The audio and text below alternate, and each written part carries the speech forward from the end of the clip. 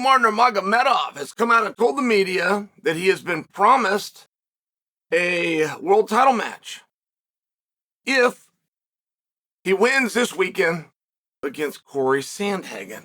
So, interesting. Interesting for a few reasons. First off, and this has happened once before. It ended up backfiring, but it's happened once before. Had it not happened once before, and had I not been such a brilliant mind within the sport, I'm likely to tell you, oh no, hey, it's not done this way. But it has actually happened once before. And what am I talking about? I'm talking about having your number one contender decided before you have your champion decided. Like if we're going to take Umar and Umar gets over on Cory. Umar becomes number one contender. Okay, great. He's number one contender to fight the winner of Merab O'Malley. But no matter who it is, like, if it's Merab, Umar is going to go against Merab, where? Where would that be true? Where are they going to fight? Where? What location? What bill? Where are they going to fight? First fight of the night? Where are you going to put Merab versus Umar? It's going to be Umar versus O'Malley, your sports Vegas star, versus Umar. I'm just asking you these questions, like, does that seem right? Oh, by the way, I warned the sport. I mean, the entire sport. Used to be on a show called UFC Tonight. UFC Tonight was a great show, and one of the co-hosts on a show couldn't quit breaking rules. Gets removed from the show. Everybody watched for him. It's gone, but I had such great memories from it. If this host could have just done things the right way. I went on UFC Tonight.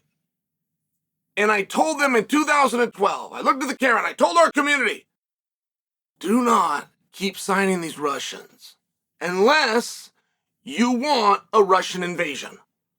And the Russian invasion is that these guys are going to take over.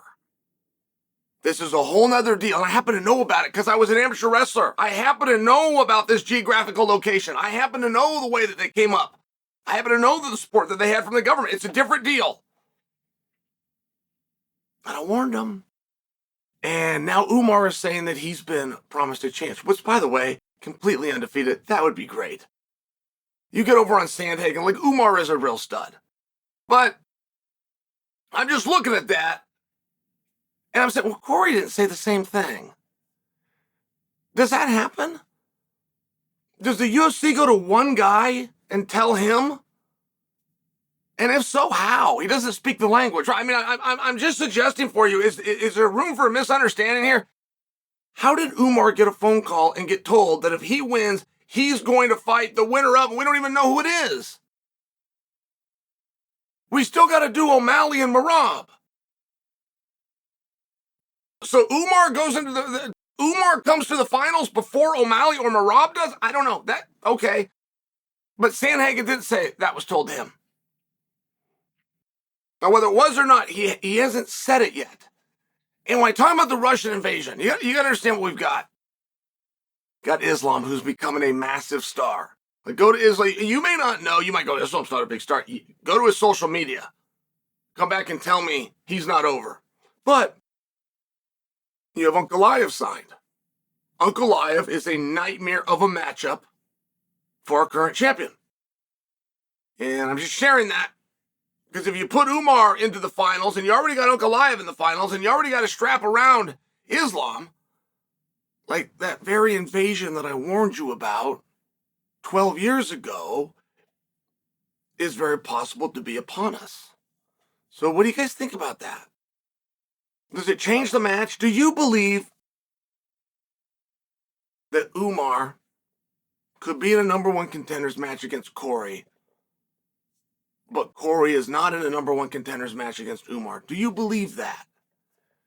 And it certainly would become problematic. I mean, I'll let you know that right now. It's going to be a big effing problem. If my opponent on Saturday, who's got home court advantage, and that I flew all the way out here to fight, and I'm only facing him because nobody else will, and somebody in this part of the world whispered in somebody else's ear, I want that guy on the card. If he is being promised something that I am not, we have a problem.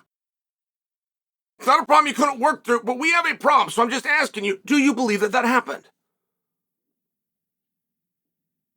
Do you believe that somebody, through another person, you had to have an interpreter involved, gave a message to Umar that they didn't give to Cory?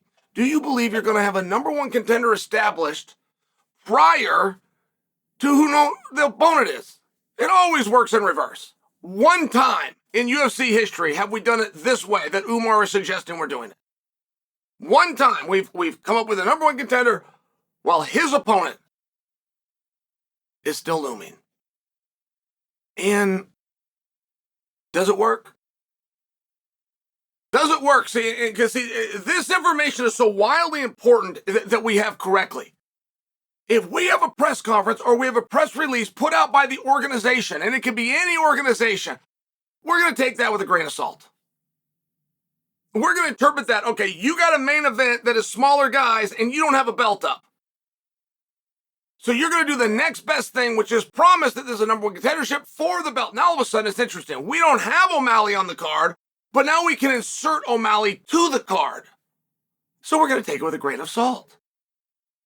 We're going to chalk it up to potential promotion, but not now. This is totally different.